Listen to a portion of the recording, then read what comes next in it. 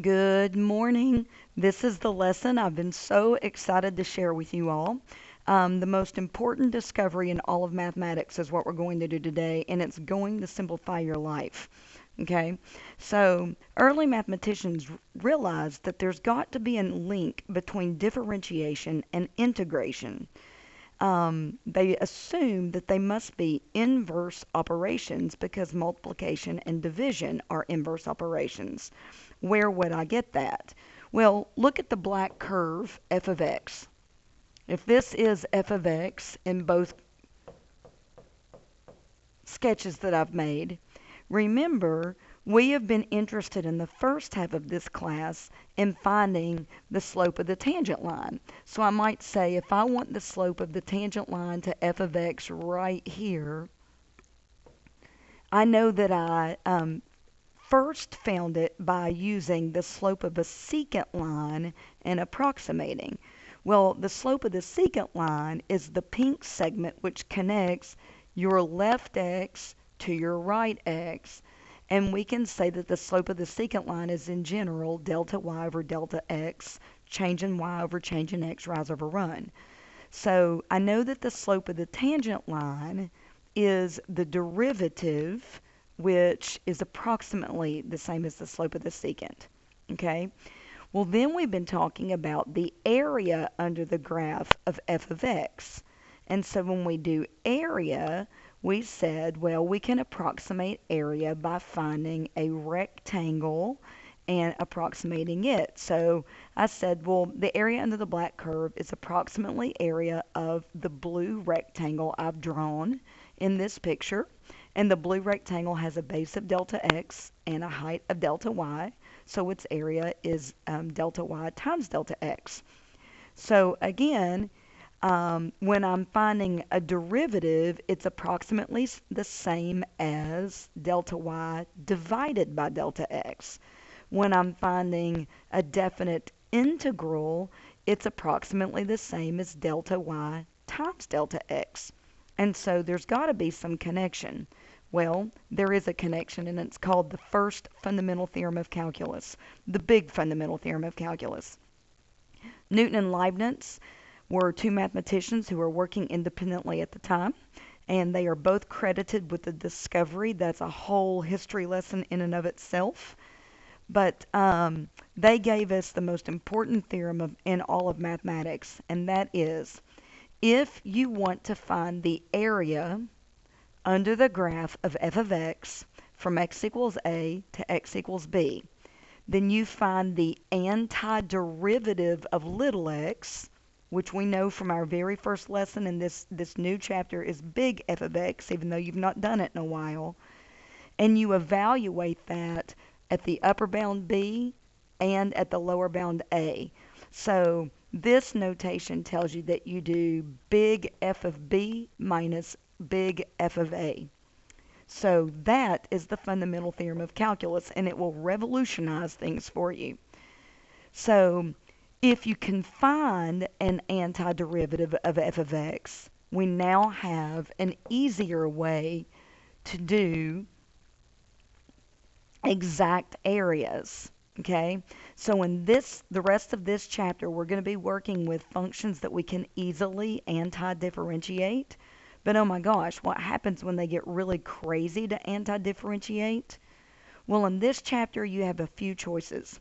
If you need to find an area and you don't know how to do the antiderivative of the f of x part, then you can always go back to approximating the area using the different rectangular and trapezoidal techniques that we were using a couple of lessons ago.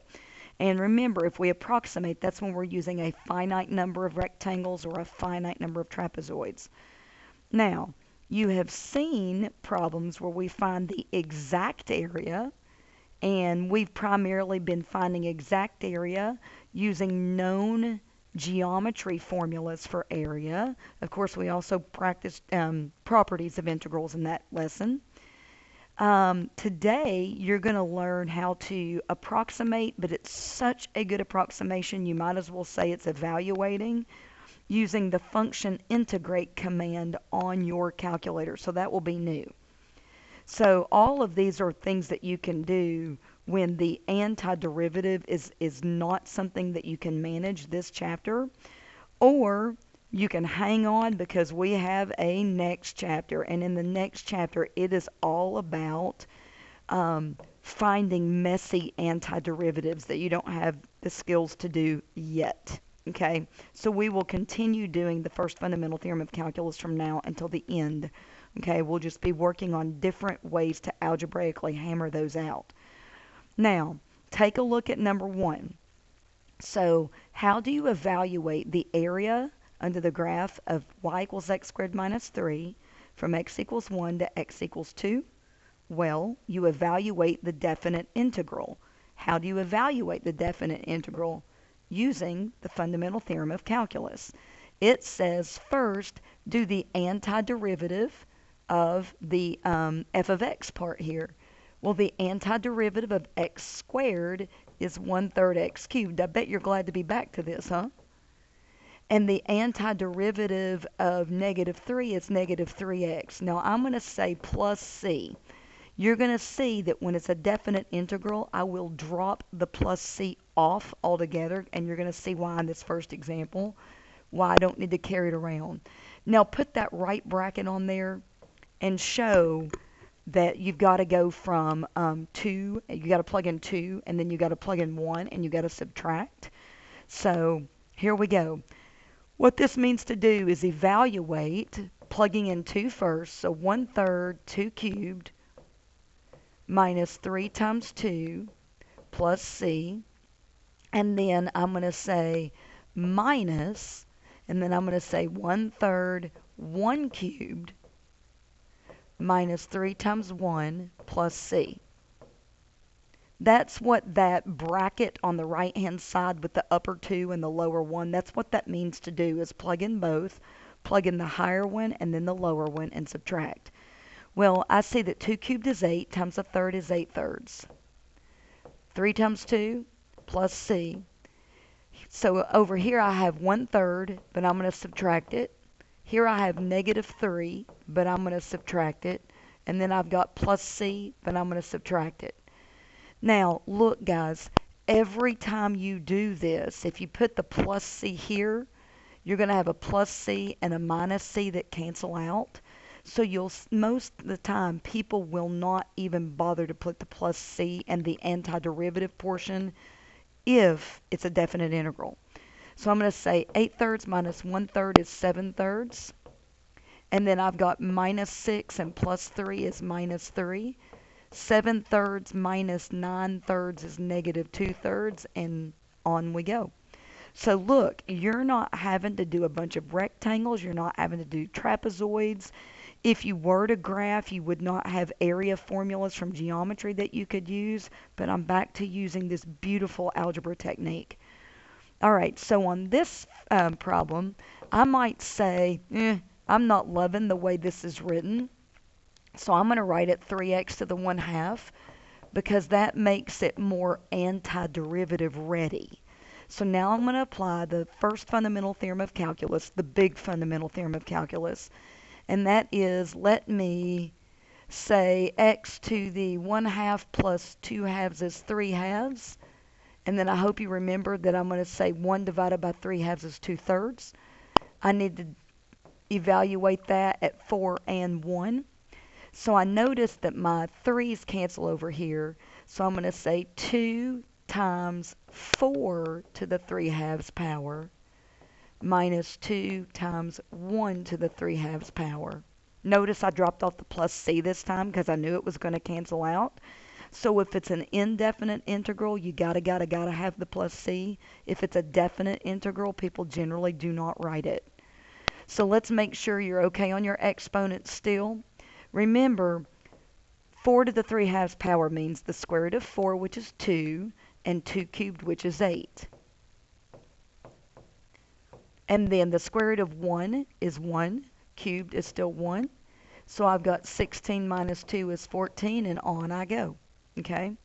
Now, on the next one, again, I see that it's just a definite integral, so I'm just going to do the first fundamental theorem, the fundamental theorem of calculus. So I know that if I take the derivative of tangent, I get secant squared x. So the antiderivative of secant squared x is tangent x. Don't worry about plus c because it's a definite integral. But do put your bracket. You're allowed to drop the plus c if you have that bracket on the right-hand side with your upper and lower bounds. So I need to make that tangent pi over 4 minus tangent 0. Let's see here. Tangent of 45 degrees, if you look at your 45, 45, 90 triangles, 1. Tangent 0 is 0, so I've just got 1 there. Now, on this next problem, find the area under the graph of f of x equals 2x squared minus 3x plus 2. The graph should be above the x-axis and between the vertical lines. And you might be thinking, what? Guys, remember, this is just saying evaluate from x equals 0 to x equals 2 of 2x squared minus 3x plus 2 dx. So now I'm putting that word problem into a mathematical, basically instruction command. And so find the area under the graph. We're just coming back to remember what a definite integral actually gives you. Okay, so now this problem is no more difficult than the others. So let's see, I'm going to have x cubed when I do my antiderivative, so I'm just going to have 2/3 there, minus x squared, so I'm just going to have 3/2 there, and then 2x. I don't need the plus c because I've got a right bracket with my upper and lower bounds. So let's see, I'm going to have 2/3 times 2 cubed minus 3/2 times 2 squared plus 2 times 2 minus. Now look, the awesome thing is that when I plug 0 into the whole expression, I get 0. So that shortens my work. Yippee. So let's see, I've got right there 16/3. Here, let's see here, 2 goes into 4 twice, so that would be minus 6 plus 4. So 16/3 minus 2. So 16/3 minus what? 6/3 is going to be 10/3. So you thought you were good at your fractions before. Let me tell you, you're just going to get better and better at them. Now, here's a problem that's going to be similar to some big AP problems that we're going to practice, and they're my favorite AP problems, so I really hope you have one like it on this year's AP exam, and my guess is that you will, because it's one of the most common ones that you see from year to year. There's different ways you can do this problem, but I want to introduce this whole way of thinking, and that is I want to show you how geometry meets algebra, because we've got now a geometric way to think about a definite integral, and that's to think about area under the curve. And we've got a new algebraic way to think about a definite integral, and that's to apply the fundamental theorem of calculus. So this idea of saying that I'm giving you a graph, and this graph is f prime of x, you've really got to read that. But then I'm asking you for f of 1, not f prime of 1, okay? But I'm giving you f of 0.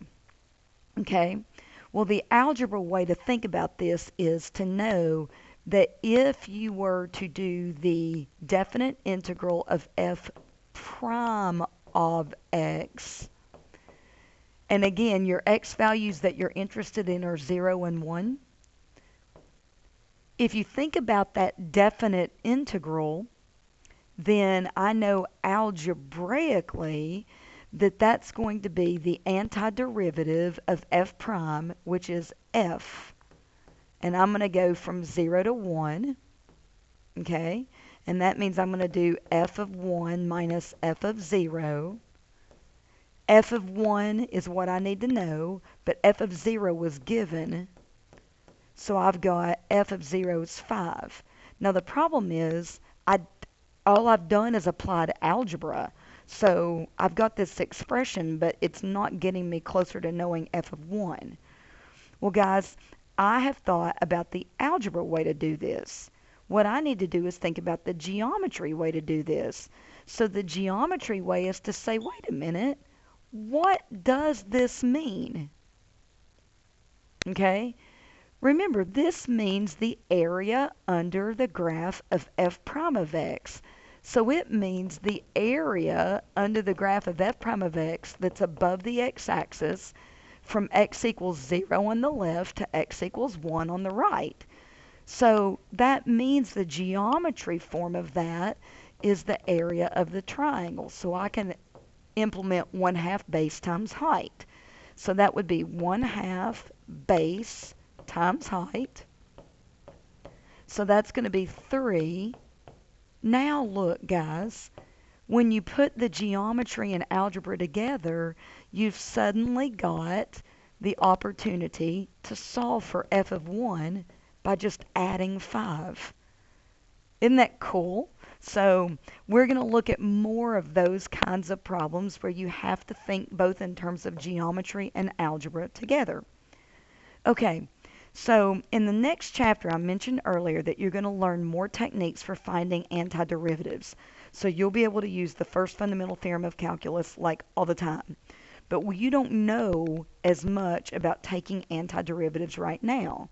So if I were to ask you to evaluate the definite integrals for any of these functions I've listed on A, B, and C, you ought to be going, sine of x squared? Well, I mean, that's not cosine of x squared. You might be thinking that if I have y equals cosine of x squared, that its derivative is the sine of x squared, but that's not true, because y prime would be the sine of x squared times 2x because of the chain rule. So that's the antiderivative of sine of x squared is not just cosine of x squared. So my idea was pretty cool, but it just doesn't work. All right.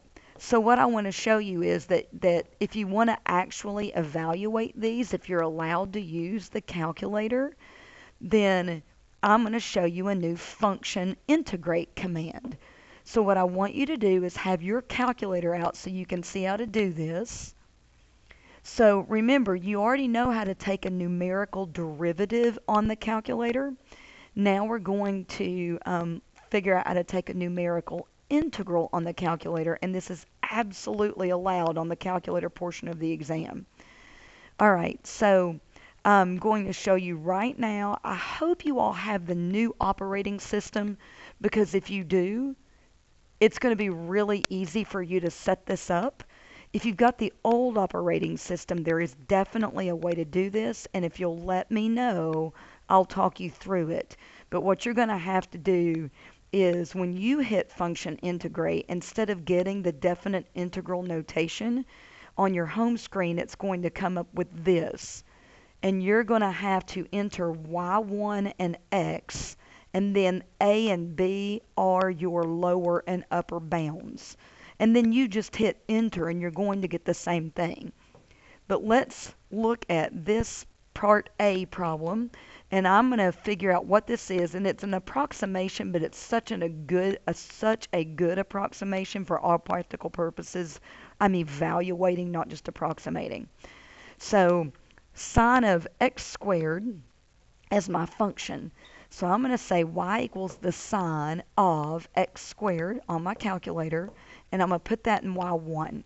Okay? Now I'm going to go to my home screen so I can pull up my commands. So go to your math menu, and you will notice that below Nderiv, which you already know how to use, choice 9 is function integrate command. So I'm going to hit choice 9. Now, on the problem that we were working with, the lower bound's pi over 4 and the upper bound is, or the lower bound, is 0 and the upper bound's pi over 2. So I'm going to put 0, and then the upper bound is pi divided by 2. And then inside, instead of entering your f of x, especially sometimes on the AP exam, they give you crazy f of x's, it's better to just enter it once and not have to use it on your calculator over and over again. So let me put y sub 1 where we've already entered it. So go to your variables menu, y variables, function, y1. So now y1 is entered and you don't have to enter that crazy function again. Hey guys, it's basically always going to be dx for you in this class. You might change it when you get to Calc 3, but you're not in Calc 3, so just dx. Even if your problem is a t problem, just rewrite the whole problem in dx's because your calculator doesn't know whether it's dx or dt on the actual paper or not. But look, we always want to go to at least 3. 4 decimal places is safer, so I'm going to put 0.8281 right here, and I'm done. So then let's evaluate the next one. So this time f of x is cosine x over x. So look what I'm going to do. I'm going to go back and I'm going to say this time let me make y1 parentheses cosine of x. I'm going to use parentheses just to be double sure. Divided by x. I'm going to go back to my home screen. Remember, in the math menu, function integrate is choice 9. I believe this time my limits are pi over 4 and pi. So second pi divided by 4 on the bottom. The upper limit's pi on the top. Again, I want to use y sub 1, so variables menu, y variables, function, y1, dx. Okay, enter, and I'm getting negative 0.1117. Negative area? How could you have negative area? Well, remember, if I actually looked at the graph, it must be that that part of the graph is more largely under the x-axis than over the x-axis. Don't forget that. We already have an idea of what negative area means. So on this one, y equals 1 minus x cubed. So I'm going to clear this. No, I think it's the square root of 1 minus x cubed. Yeah, it is. Okay. So second square root, 1 minus x to the third power. Enter. And then when I second quit and go to my home screen, I think my limits were negative 4 and negative 1. So math menu, choice 9, negative 4, arrow up, negative 1, arrow over, y sub 1, dx, and I'm getting 12.8714. So listen, guys, if you are having trouble with this, meet me on Zoom so I can talk you through it and we can get whatever calculator issues you might be having out of the way. Now, you don't use a calculator unless you are specifically on the calculator portion of the test or if there's a symbol that says you're allowed to use technology. Otherwise, you just do the algebra and you do your calculations by hand. Okay? So let me do a wrap up here. We have been working on finding the area under the curve for a while now, like about a week. We started out with antiderivatives. We kind of said we've got this, and then we started working on area. I want to just recap. We've got several techniques for approximating area. Approximating, and that's if you've got a finite number of rectangles or a finite number of trapezoids.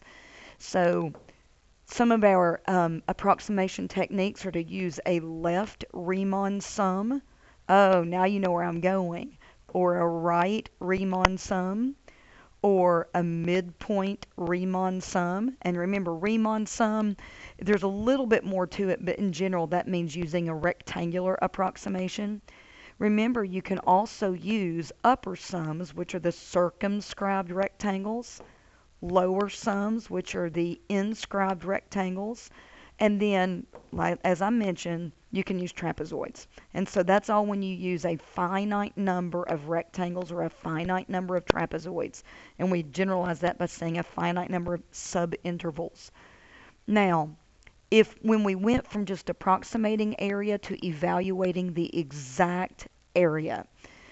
The first thing we did was say that you could do that whole Riemann sum with the rectangular approximation method as long as you let the number of rectangles go to infinity.